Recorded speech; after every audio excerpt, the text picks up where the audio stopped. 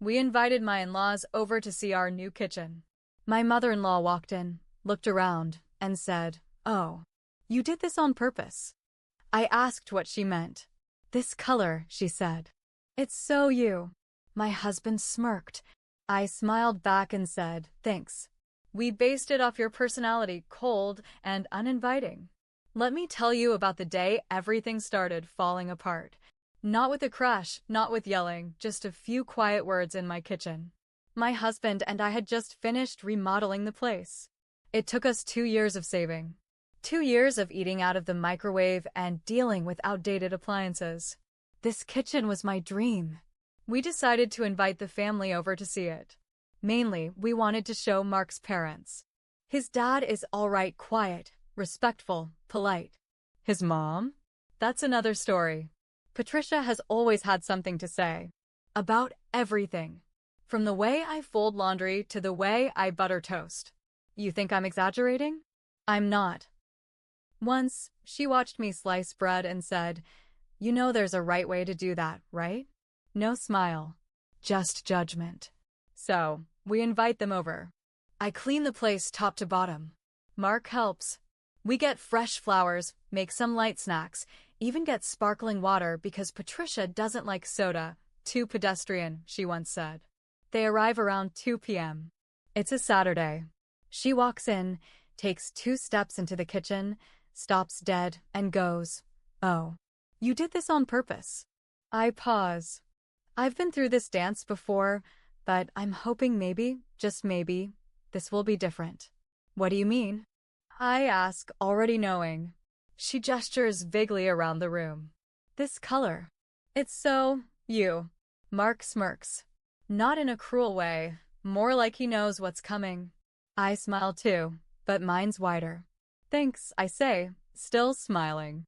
"We based it off your personality, cold and uninviting." The room goes silent. I don't look away. I'm tired of pretending her little jabs don't get to me. Mark doesn't say anything. His dad lets out a noise somewhere between a cough and a laugh. Patricia? She turns pale. She doesn't say a word for the rest of the visit. But that's not the end. Not even close. Mark gets a phone call. It's Patricia. I hear his voice through the wall, low and annoyed. Afterward, he tells me she thinks I lashed out because I'm emotionally unstable. She thinks I should talk to someone. Real subtle. Mark tells her I'm fine. That I just finally snapped after years of comments. He tells her he supports me. But she doesn't stop. She starts texting me. At first, it's concern. Fake nice stuff. "I just hope you're okay. That wasn't like you. Maybe the stress of remodeling got to you." Then she shifts. "I worry Mark is going through a lot. This isn't healthy for anyone. You're changing him." I block her number. So she starts texting Mark. Long messages. He shows me some. She's saying things like, "She's isolating you, and you've lost your backbone." My favorite? "This is not the woman we raised you to choose." Mark stops replying. She shows up. Uninvited. I'm in the kitchen, ironically. I hear a knock, and there she is, holding a Tupperware of soup like nothing's wrong. "Oh, just thought I'd drop this off," she says. I don't let her in. I'm not up for visitors, I tell her. She looks at me, dead serious, and says, "You're making a mistake. This is still my family." Then she leaves. Over the next month, she ramps up. Passive-aggressive Facebook posts. Comments about kids these days not respecting elders. She starts calling Mark's sister, Jessica. Suddenly Jessica is cold to me too. Mark finally talks to her. I stay out of it.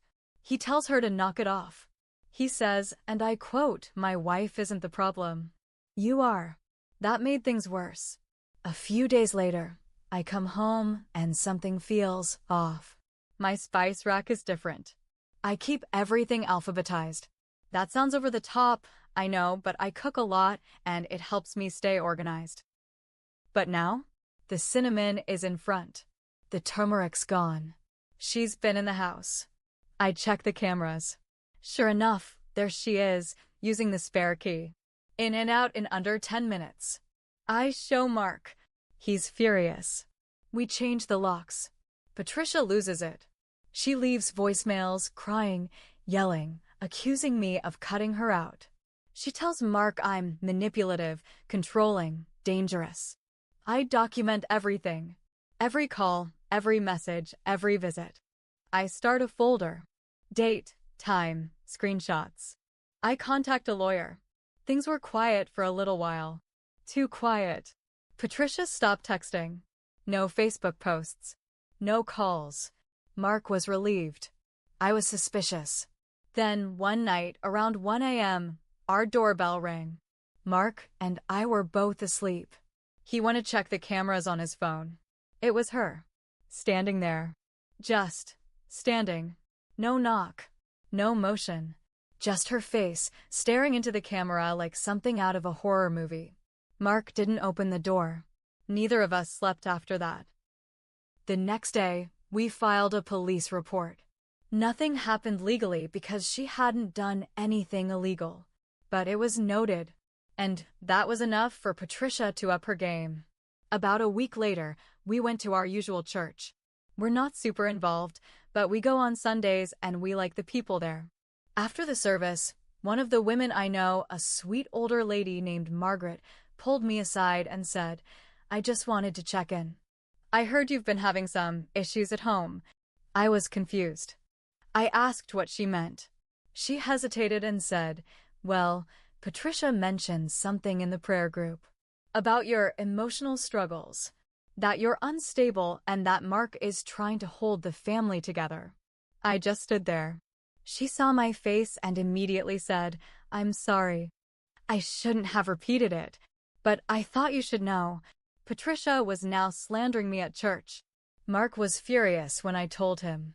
He called her that night. She didn't answer. So he left a voicemail.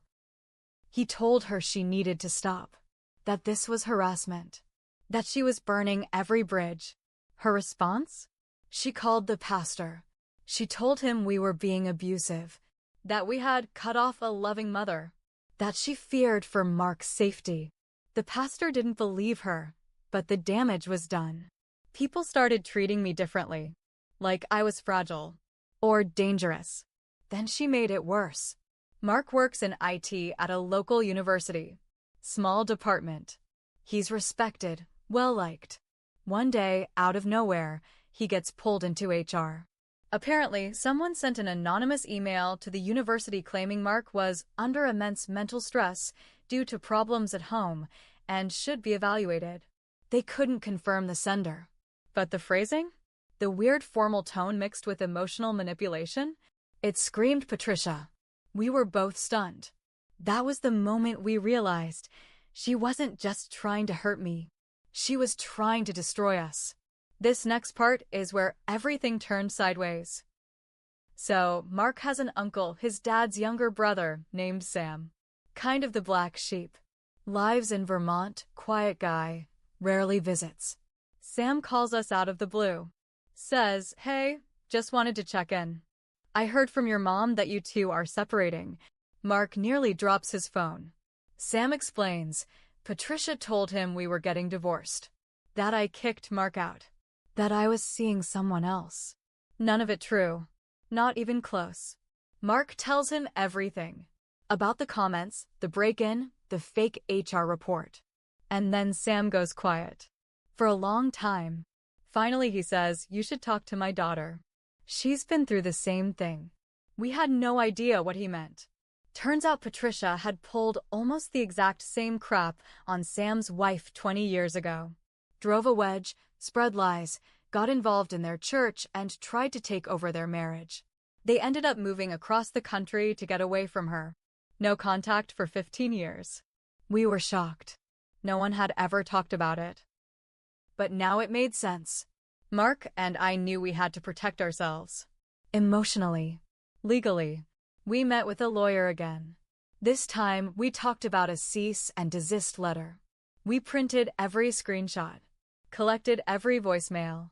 Even the church stuff. Even the HR story. We gave it all to the lawyer. He said we had a strong case for harassment, and if she kept pushing, we could escalate to a restraining order. We haven't sent the letter yet. We're giving her one last chance to stop. But I don't think she will. I think Patricia is used to being the victim, the matriarch, the puppet master. And now? We cut the strings. She's quiet again. That's the scariest part. No calls. No texts.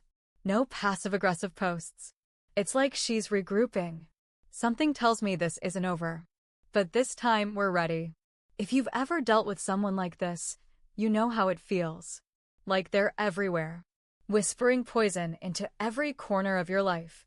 Trying to make you feel small. But not anymore. I'll update again when the next thing drops. Because with Patricia, there's always a next thing. Mark and I finally had the cease and desist letter drafted. We were going to send it when Patricia made another move.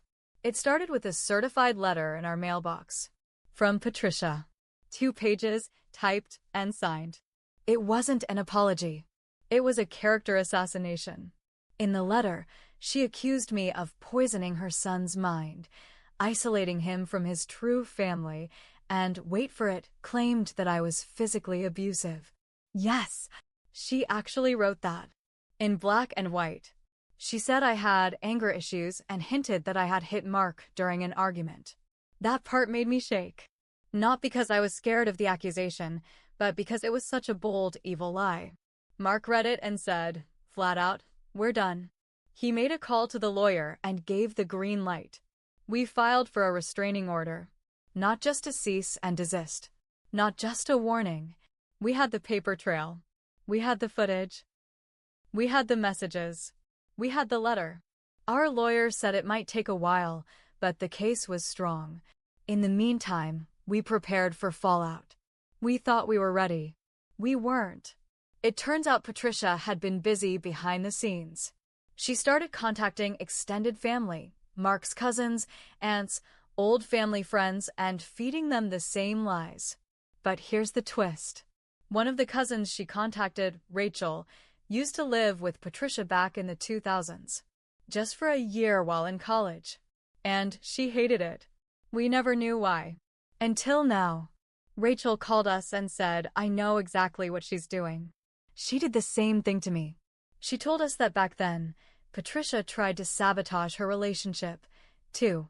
Played mind games. Told Rachel's boyfriend that she was cheating. Tried to control where she went, what she wore. Even read her diary. She said she'd cut Patricia off completely 5 years ago. No contact. Moved states.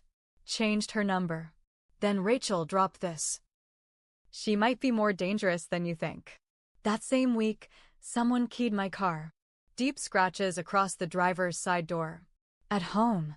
In our driveway. We checked the camera. The lens had been covered. With tape. The police came, wrote up a report. They couldn't prove it was her. No footage, no witnesses. But we knew. And she knew we knew. Then came the biggest twist yet. Mark got served legal papers. Patricia filed for guardianship. Of Mark. Let that sink in. She was claiming that her grown, fully employed, mentally sound son was unfit to care for himself, and that she should be granted legal authority over his decisions. Our lawyer couldn't believe it. Neither could we. But there it was. Her final power play. The filing was full of wild claims that Mark was mentally declining, that I was controlling him, that he needed protection. It was thrown out within days. The judge didn't even entertain it. Called it a gross misuse of the court system. But it left a scar. Mark's job had to be notified. The HR department had to acknowledge it. A full record had to be filed. Patricia may have lost that battle, but she made sure to throw mud on the way down. We finally got the restraining order granted. Patricia can't come within 500 feet of our house. She can't call us. She can't text. She can't contact anyone on our behalf. You'd think that would be the end. But just 2 days after the order was approved, Mark got an email. From an unknown address. No subject line. Just a photo. It was our kitchen. Taken from outside the window. At night. We filed another report. The cops are involved. We're installing new cameras. Upgrading security. We don't know if she took it herself or got someone else to. But we're on alert now. Every night. Every sound. This story isn't over. And maybe that's the worst part. It's like living in a slow-motion horror movie where the villain never leaves, never dies, just shapeshifts into a new version every few weeks. We're doing our best to stay sane, to stay married, to stay normal. But Patricia made sure that normal isn't something we get to have anymore. There's more. There's always more. I'll update again when I can. Let me know if you still want part 4. Because somehow it's still not over. It's over. And it ended louder than I ever imagined. If you followed the saga with Patricia, my mother-in-law turned full-blown nightmare, you know things escalated from rude comments to restraining orders. You know about the smear campaigns, the legal games, the photo of our kitchen window. Now I'll tell you how it finally fell apart for her, for us, and maybe even a little bit for me. We were on edge. Every knock, every car engine, every flicker of light outside sent our hearts racing. We hardly slept. I had to stop working remotely and go into the office just to clear my head. Mark installed motion lights, changed passwords, even got a second phone just in case. We weren't living anymore. We were bracing. Then something finally snapped. Not in her. In me. I was at the grocery store one morning, alone. I had barely stepped out of the car when I noticed a woman down the row. Hat pulled low, sunglasses. Hoodie. But her posture? Her walk? It was Patricia. I turned and walked right back to my car. She didn't follow. But I knew. She was watching. The restraining order was clear. No contact, no surveillance. This was a violation. We called the police again. They said they'd look into it. That night, I broke. I told Mark I was done being afraid. I wasn't going to wait around while she played puppet master from the shadows. We needed to push back, hard. And we did. We reached out to Rachel again, Mark's cousin who Patricia had messed with years ago. She connected us with a family therapist and a journalist. Yeah, a journalist. A woman who runs a blog about family abuse and toxic parenting. Not tabloids. Not gossip. Real stories. Real names. Real fallout. We gave her everything. The texts. The emails. The letters. The church posts. The guardianship filing. The voicemail of Patricia whispering, "You'll regret this." The photo of our kitchen window. She fact-checked. She verified. She called people we mentioned. She pulled court records. It took her 3 weeks. Then she published it. Title: When Mothers Attack, The Hidden War on Daughters-in-Law. There was a full section about us. Real names. Real dates. A timeline of what Patricia did. Quotes from Rachel, from church members, even from Sam, Mark's uncle. Within a day, it blew up. Patricia's friends saw it. Her church saw it. Her neighbors. Her coworkers from when she used to work at the high school office. Her Bible study group leader even commented on the post. This explains a lot. She tried to deny it. Said it was one-sided, that I manipulated everyone. But the evidence was too strong, too solid, too public. The final nail? Rachel sent in a signed affidavit about her own experience living with Patricia. She gave the journalist permission to share it. Paragraph after paragraph of disturbing control, gaslighting, emotional abuse. From years ago. Same patterns. Same tricks. There was no hiding anymore. Patricia's church removed her from leadership. Her sisters, who used to defend her, blocked her number. The judge, after reviewing the new stalking claim, plus the article, extended the restraining order for 5 years. She tried to appeal. Denied. She sent a final message to Mark through a mutual family friend. Said she was devastated, betrayed, heartbroken. Claimed we ruined her life. And here's the part one didn't expect. I felt nothing. No guilt. No second thoughts. No pity. She did it to herself. But I won't lie, this whole thing cost us something too. You want honesty? Here's mine. I should have stopped pretending early on. I should have said something the first time she insulted me to my face. Or the second. Or the 20th. I smiled too long. I kept peace too long. I played nice too long. And all it did was tell her I was weak. That she could keep pushing. Mark told me the same thing about himself. He let her control him longer than he should have. He thought she'd change. She didn't. By the time we fought back, she was already in too deep, and she dragged us with her. But in the end, we climbed out. Together. And she didn't. Mark changed his number. I changed mine. New locks. New security system. New rules. We still live in the same house, though. Same kitchen. That cold, gray-blue kitchen she hated so much. It's now my favorite place in the world. Not because it's pretty, but because it's where it all began. Where I finally spoke up. Where I finally looked someone toxic in the face and said, enough. So, Patricia, if you're reading this, and we know you're right. The color is so me. Cold. Uninviting. And no longer yours to walk through.